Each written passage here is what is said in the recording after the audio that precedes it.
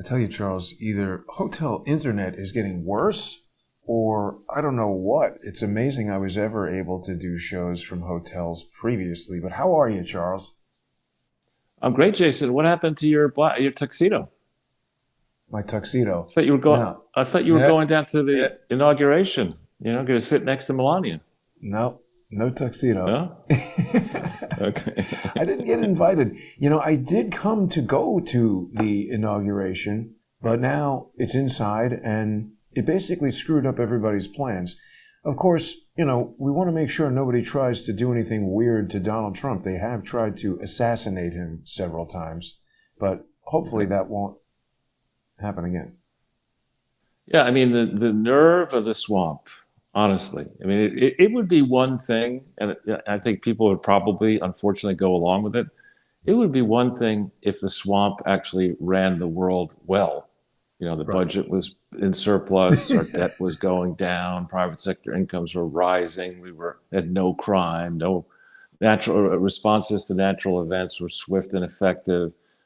We had allies who loved us. We were at peace around the world.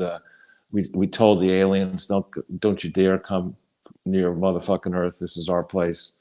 You have the rest of the universe. I mean, instead we have a collection of. It's an insult to call them morons. I mean, morons are smarter than Janet Yellen and Joe Biden and Ha Ha Harris and this team of incompetent, dangerous fools who's been in at the top levels in the front of the office for 8 years under Obama, 8 years under Clinton, four under HW, eight under W, and now four under the hapless douche Biden.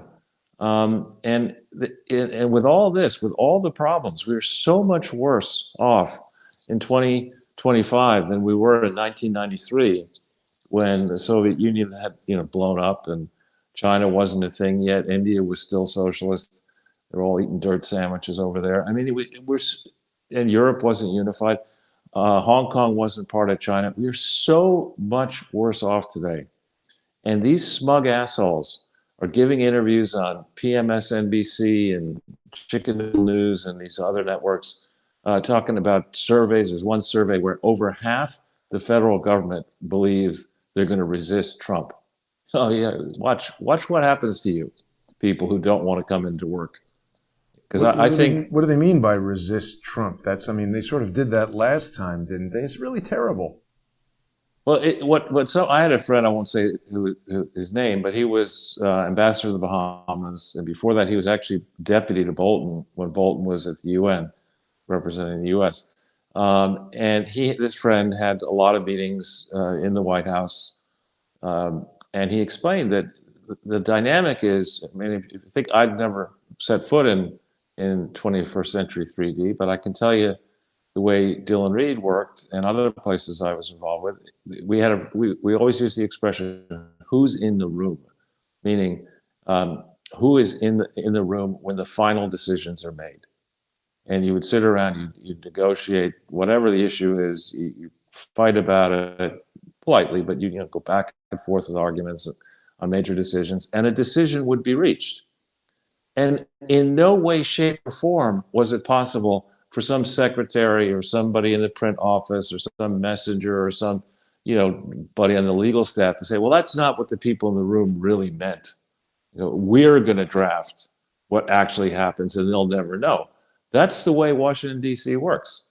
The people with the titles make grand pronouncements, but when it comes time to get a law into the Federal Register and regulations around that law implemented, it's faceless bureaucrats who think their jobs are secure, their high-paid lifestyle is secure. Oftentimes, there was a story recently, somebody managed actually to have two full-time jobs.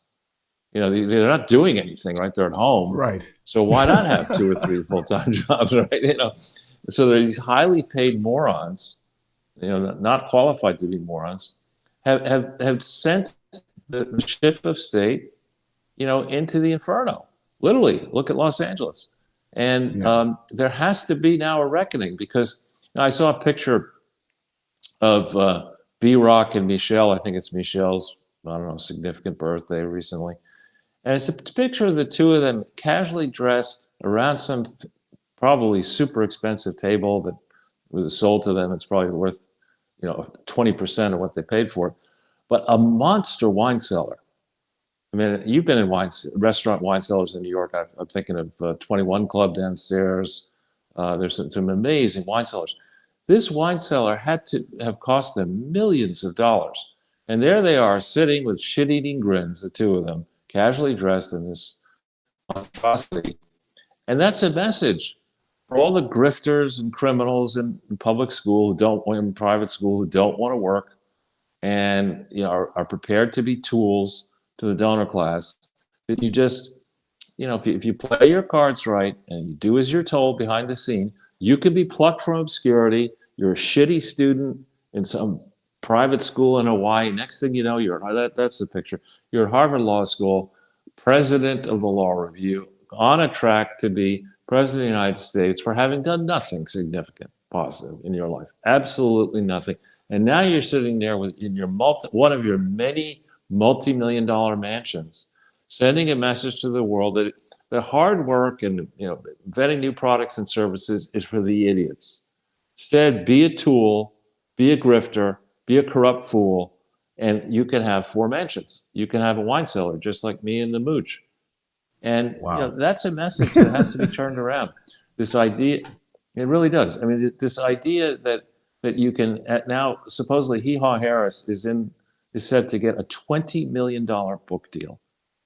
I mean, she can barely read a book, let alone write a book, and that has anything. I mean, what would her book possibly say that was of interest? I mean, if she detailed her conniving to get into Willie Brown's crotch, and then from there become a senator, an attorney general, and then senator, and then vice president, and almost president of the United States. If she detailed the dirty tricks that she pulled to maneuver that way, and explain why she married Emhoff, who supposedly there's one rumor I read on Twitter. I don't know if it's true, but supposedly they're breaking up because Emhoff may have had an affair with a campaign staffer. I could believe that, but I like to see more corroboration of it. You have people looking at this and saying, why should I invent a 3D camera the way Jason did? Put my company at risk, have many, many sleepless nights, not knowing if it's going to work, finally get it done, and then have, competitive issues make it tough to make money in the area. Why should I do all that when I could just sleep with Willie Brown or his equivalent and move my way up the food chain to having four mansions, pretending I'm a skeet shooter? I mean, I love that. Obama said, I'm a skeet shooter. Right. There's lots of left-handed skeet shooters out there. And that's the kind of thing you can do growing up and living in Chicago. And then, Columbia, it's easy to be a skeet shooter. You walk out the front door in Manhattan and you say, let's go to the skeet shooting range, except there isn't one in Manhattan. It's just, his stories are preposterous. And then, I think this whole idea, I think the deep state is thumbing its nose at the rest of us, saying, we decide who wins and loses. We'll see what happens at the inauguration. I hope you remain safe, Jason. And if there's any sort of an incident, please let us, on Twitter or on X and email, by email, just let us know you're safe. But it's just a disgrace that Joe Biden would have the gall. I mean, he recently, according to reports I read, he just decided that he can say the Equal Rights Amendment is part of the Constitution because he believes it's law. Fuck off, geezer. And that's just not even the Wait, way. let's stay on this it's not for a the way second, America Charles. works. I was confused by this because what the hell is he even talking about? Where did he get this from? So the issue is that they began the process of trying to get the Equal Rights Amendment ratified. And when it was originally proposed, it was just to do with men and women. Now they're trying to expand it and make it all 93 variations of what you could be. But there's a process by which you amend the Constitution. It's set forth in the Constitution. It's been interpreted, various decisions. And the sitting president of the United States cannot just say, well, there's a process, it's taking too long, I decide what is. This is the same guy who said, you know what? The Supreme Court said I can't cancel student loan. Fuck you. I'm the president of the United States. I got 2 mansions I don't deserve. I've got an idiot who is the smartest person I know, Hunter Biden, who's the head of my grifter enterprise. I'm just going to cancel student loan debt, even though after the Supreme Court said he couldn't do it. He did it. He's done it repeatedly. This is a team that has gone around the world saying Donald Trump is a threat to democracy, and they're shredding the Constitution. Lord knows what this creep is going to do between now and excuse me, and the 20th, when he's supposed to be out there. And Lord knows what time bombs he set for Trump to contend with in the early days of his new administration. This man, he better not get a book deal. Comer has said, I believe, that he's referred Hunter and James for criminal prosecution. Let's hope that's true. And there now needs to be this whole, when I was in college a long time ago, actually I entered college 51 years ago, the public sector was not really a place where you could make money. I mean, it was a place where you truly had to serve, and nonprofits towed the line for the most part. They weren't mechanisms for monopolists like Bill Gates to pretend, George Soros, to pretend that they were to wash their reputations via their philanthropy. And really, Elizabeth Warren, who is just a disgusting piece of shit, and that woman is, I don't know that I've ever met a Native American, but I mean, to go as a white person with high cheekbones and maneuver yourself into a tenured slot at Harvard by pretending you're Native American and writing a cookbook about your Native American, recipes that you remember, and only to discover that she made the whole stuff up, and to stay in government, to lecture other people about the evils of being rich, when she herself has amassed a huge net worth in despicable ways, preying on people with trouble with their mortgage loans and stuff like that. This is a horrible human being, and she's out there talking about how in the private sector people are gouging consumers. The biggest gougers on the planet are people who work in government. They've pushed up the cost of living. A dozen eggs is now $10 across the country. It was 99 cents when Joe Biden pretended to assume the office of presidency, of the president. So wasteful, deficit-prone, debt-racked government has pushed up the cost of everything. They're the price gougers. And then these celebrants, who go to different victory parties where donors give them money for their campaigns, who live large, who don't really do any work, most of them. They have staffs pretending that they're doing work. To go around getting rich off it is outrageous. And in particular, in the charity world, to have this merger of perpetual political campaigns and the various charities that families are associated with, various off-market deals that they get, various real estate gifts that they get, that needs to be just completely eviscerated. Charles, let me stop you for a second, because you're talking about some important stuff and you're moving too fast here. The price gouging thing, it feels like the first time we heard that was when Kamala Harris gave some kind of speech and she was like, oh yeah, price gouging. And it's like, wait a minute, what? And now it's all they talk about is price gouging. And I think you just clarified it. They have caused all the prices to go up. So they want people to think there's price gouging going on. And as you're talking about nonprofits, you reminded me that, during the Pam Bondi confirmation hearing, there was 2 days of it, actually. I don't know if everybody knows that. The one where they didn't have Pam Bondi was way less exciting, but it was quite interesting. They had our friend Mary McCord and this woman, Gilbert, her last name is, she's part of this public citizen thing.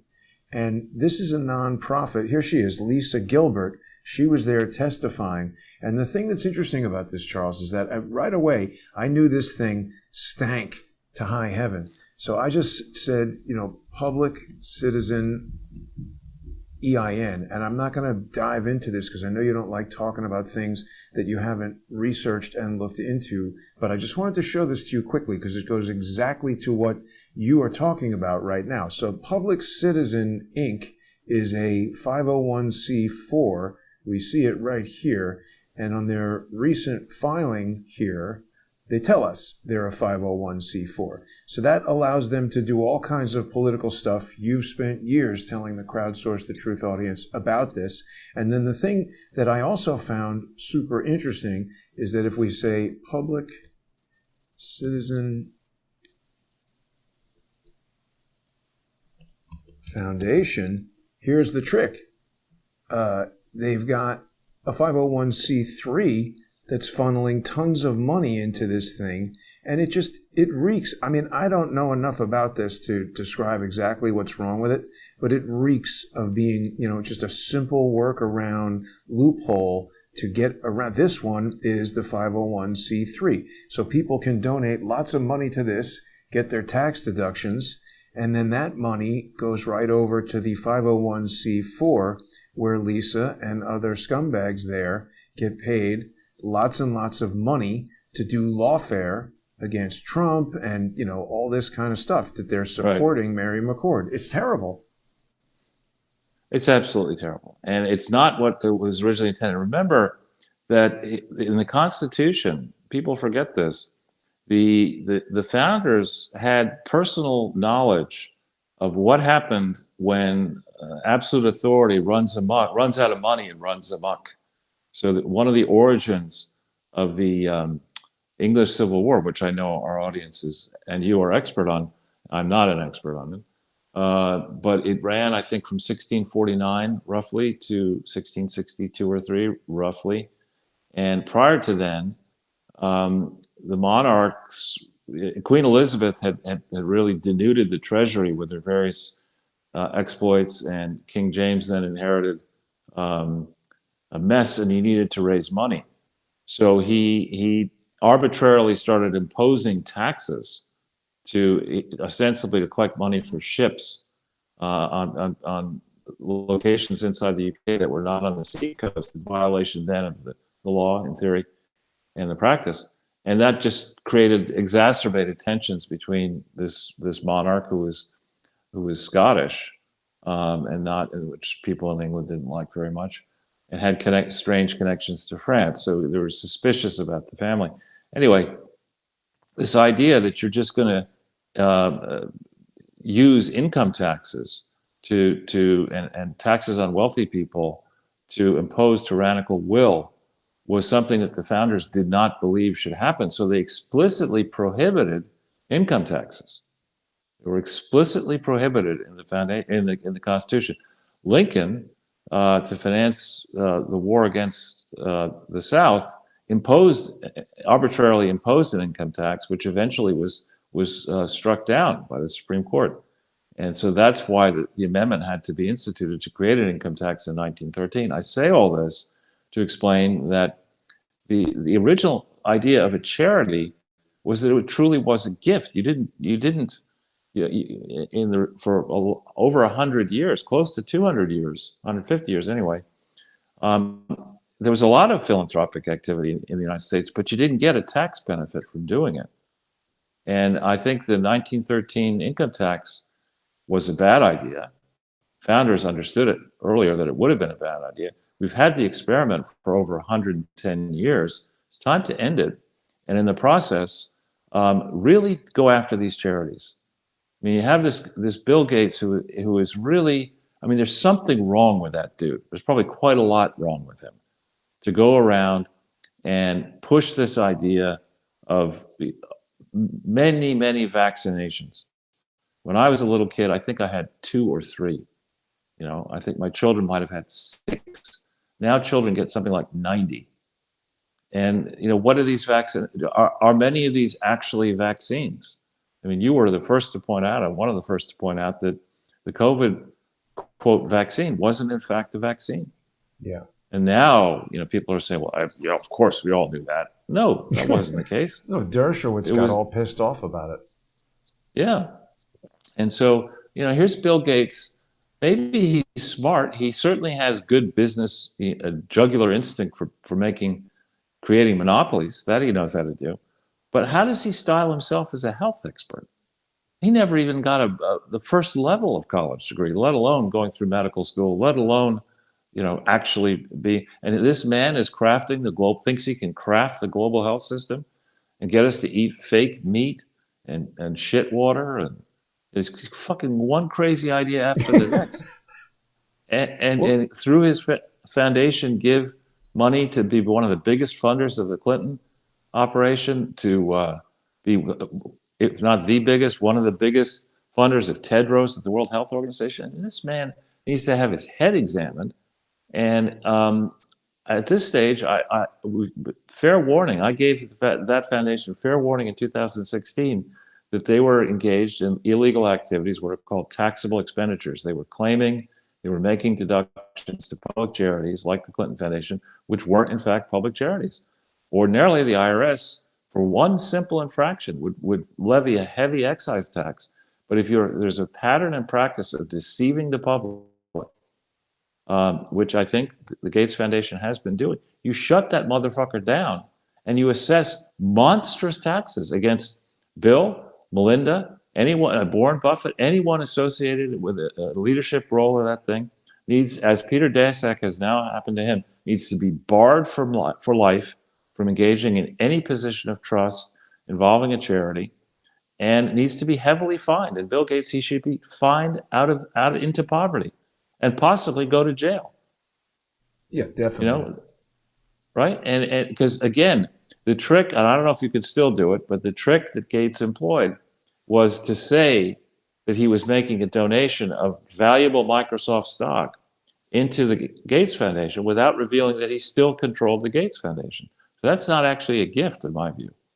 It's just a shuffling of paper from one pocket to the other, whereby he got a gigantic tax refund, or was able to, if he could. Maybe he didn't take advantage of it, but he could have availed himself of a gigantic tax deduction.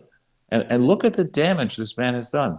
For a long time, I mean, in my impressionable youth, thought, well, Gates must be something special about the guy. He created Microsoft out of thin air.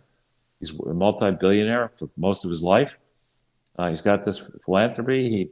He's got the ability to hire experts to make it right. It must be something positive about him. No, the guy's an ogre, as is Soros.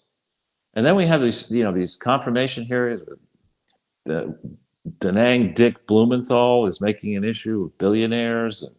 And, here's a guy who he married into a near billionaire family. That's why he's got a safe seat in an expensive media market in Connecticut. As a senator, he's a moron, a liar about key aspects of his career. He claimed to have been in Vietnam. He's on the Tim Waltz program. At least he's not necessarily putting tampons in men's rooms. But I mean, the guy, these senators who are daring to look down at a Pete Hegseth, and they've never done anything, most of them.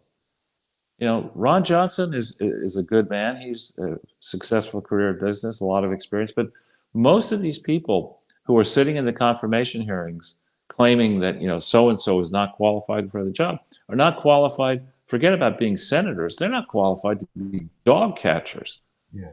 many of them. And it's a disgrace. It's a disgrace that they would sit here. Donald Trump won perhaps the most historic comeback victory in American history, decisively, particularly when you look across at county level, because big cities skew the results because so many of them are corrupt, and so many of the election results actually shouldn't be trusted. But when you look at our 4,000 counties, I think roughly 90+% of them went to Trump.